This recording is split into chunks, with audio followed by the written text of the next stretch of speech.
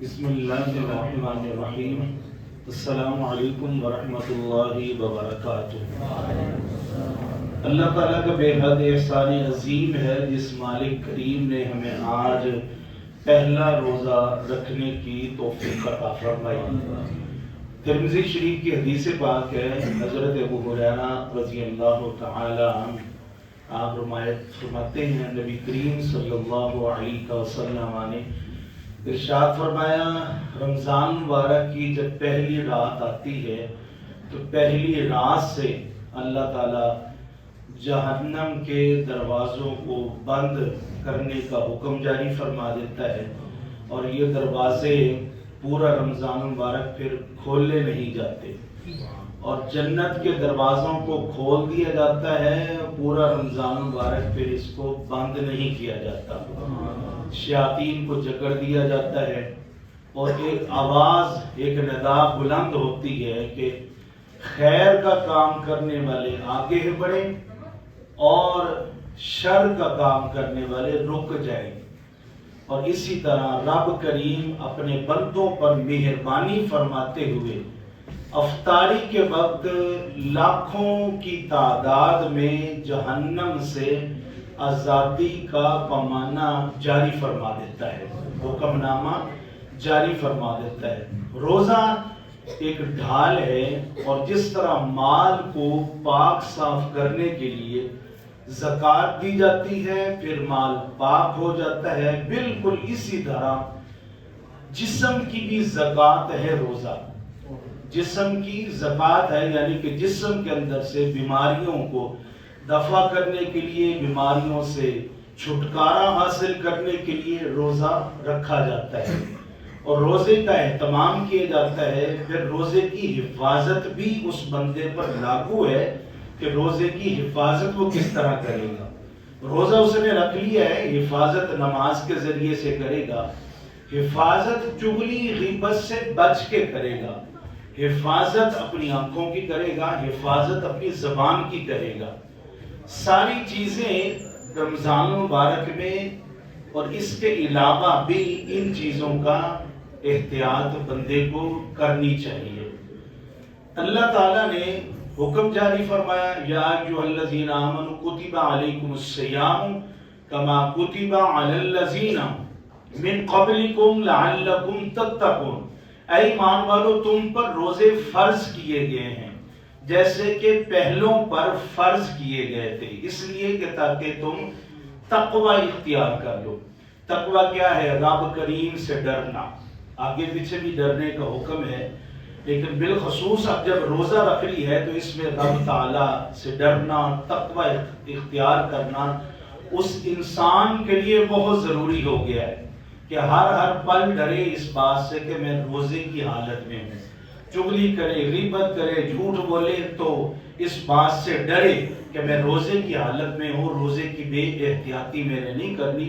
روزے کی حفاظت لے کر وہ مغرب کے ٹائم تک جب پہنچے گا، پھر دسترخوان پر بیٹھے گا، پھر روزہ افطار کرے گا، تو رب کریم اپنی رحمت سے، کیونکہ یہ رحمت کا شرع چل رہا ہے، رب کریم اپنی رحمت سے اس بندے کو جب جہنم سے آزادی کا پیمانہ جاری فرما دیتا ہے، پھر پوری زندگی وہ بندہ جہنمی نہیں بنتا، جنتی بن کے رہتا ہے۔ تو دعا کریں کہ رب کریم جس طرح آج پہلا روزہ تھا، پہلی فجر تھی پہلے روزے کی، ہر مسجد میں رونق ہے، چہل پہل ہے، رب کریم یہ رونقیں پورا سال اس طرح مسجدوں کے اندر جاری و ساری فرمائے۔ اب جو بیمار رہتے ہیں وہ کہتے ہیں کہ ہم روزہ نہیں رکھ سکتے، روزہ رکھیں گے تو ہماری صحت کو نقصان ہوگا، جیسے کہ بہت زیادہ کوئی ضعیف ہو جاتا ہے یا بہت زیادہ کوئی بیماری کی حالت میں رہتا ہے، اور وہ کہتا ہے کہ میری بیماری اس قدر بڑھ چکی ہے کہ اگر میں روزہ رکھوں گا تو میرے لیے نقصان ہوگا، میں دوائی دوپہر کے ٹائم نہیں کھاؤں گا، میرے لیے نقصان دہ ہے۔ ہاں، اگر کوئی ڈاکٹر جو علم دین بھی ساتھ سمجھتا ہو، وہ اگر یہ بات آپ کو اس کے اوپر پکا کر دے کہ آپ روزہ رکھیں گے تو واقعی نقصان ہوگا، تو اس صورت کے اندر آپ روزہ چھوڑ سکتے ہیں، قرآن کیا کہتا ہے؟ قرآن یہ کہتا ہے وَعَلَى الَّذِينَ يُطِيقُونَهُ فِدْيَةٌ طَعَامُ مِسْكِينٍ، پھر اس بندے کو چاہیے کہ جو روزہ نہیں رکھتا وہ فدیہ ادا کر دے۔ پہلے دور کے اندر شروع میں جب رمضان مبارک کا حکم جاری ہوا تھا، روزوں کا حکم جاری ہوا، تو اس میں شروع میں کئی لوگوں کو اجازت تھی کہ جو روزہ نہیں رکھنا چاہتا، خواہ وہ بیمار ہے یا صحت مند ہے، تو وہ فدیہ دے دے، کسی کو روزہ رکھوا دے۔ پھر بعد میں اس حکم کو منع کر دیا گیا اور یوں کہا گیا کہ اب سارے ہی روزہ رکھا کریں، لیکن بیمار کو چھٹی ہے۔ لیکن بیمار جب اس صورت کے اندر ہے کہ ڈاکٹر نے کہہ دیا ہے، پھر اس صورت کے اندر بیمار کو چاہیے کہ وہ نیت یہ کرے کہ رب جب مجھے صحت کلی عطا فرمائے گا تو جو روزے میرے چھوٹ گئے ہیں میں سارے ہی رکھوں گا۔ اس نیت سے پھر وہ فدیہ دے گا روزے کا۔ تو روزے کا فدیہ کیا ہوگا؟ کھانا مسکین کے لیے صبح اور شام کھانے کا اہتمام کرے گا، کسی غریب مسکین کو کھانے کا اہتمام کرے گا، اس کا سحری اور افطاری کا اہتمام کرے گا، اس کو روزے رکھوائے گا۔ چاہے تو اس کو ہر روز پیسے دے صبح شام روزہ رکھنے کے لیے، چاہے تو پورے مہینے کے اکٹھے دے دے، لیکن یقین ہو آپ کو اس بات پر کہ جس بندے کو میں پیسے اپنے روزے کا فدیہ دے رہا ہوں وہ بندہ واقعتاً ہی روزہ رکھنے والا ہو۔ کہیں ایسا نہ ہو کہ وہ روزہ رکھتا نہ ہو اور آپ نے اس کو فدیہ اپنا دے دیا ہے اور آپ کو پتہ بھی نہیں تھا اور اس نے روزے بھی نہیں رکھے، تو پھر تو یہ علیحدہ بات ہوگی کہ آپ نے بھی نہیں رکھے، اس نے بھی نہیں رکھے اور آپ نے فدیہ بھی دے دیا۔ قرآن یہ کہتا ہے کہ فدیہ اس بندے کو دیا جائے جو مسکین ہو۔ اب مسکین کی کافی زیادہ صورتیں ہیں، ان صورتوں میں ایک صورت مسکین کی یہ بھی ہے کہ جو شخص کا گزر بسر مشکل ہو گیا ہے، کرائے کے مکان پر رہتا ہے اور اس کی مزدوری اتنی ہے، اس کی تنخواہ اتنی ہے کہ وہ گزر بسر بہت زیادہ مشکل ہو گیا ہے اس کے لیے، تو پھر اس شخص کو آپ فدیہ اپنا دے سکتے ہیں، اس کو کہہ سکتے ہیں کہ بھائی میں روزے نہیں رکھ رہا تو میری جگہ پر آپ روزے رکھیں۔ اچھا، آپ فدیہ دیتے ہوئے آپ اس پر اپنا احسان نہیں جتلا سکتے، اس لیے کہ وہ اپنا کام تو کرے گا ہی کرے گا، آپ کا بھی وہ کام کر رہا ہے، آپ کی جگہ پر وہ جگہ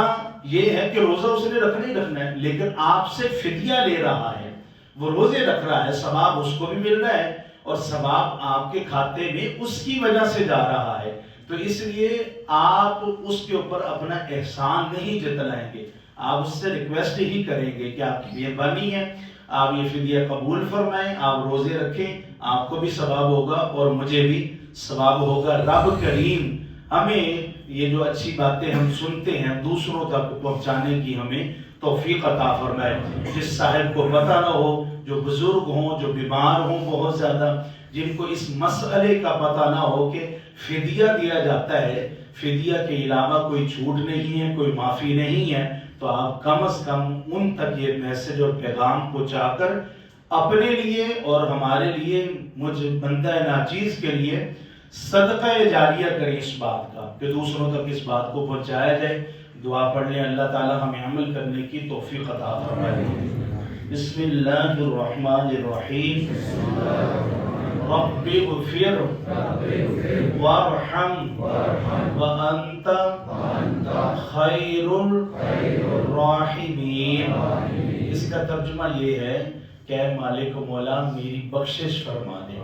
اور مجھ پر رحم فرما، اور تو بہترین رحم فرمانے والا ہے۔ یہ پہلے اشرے کی دعا ہے، یہ ہمیں چاہیے کہ ہر وقت یہ دعا ہم پڑھتے رہیں۔ صلاۃ والسلام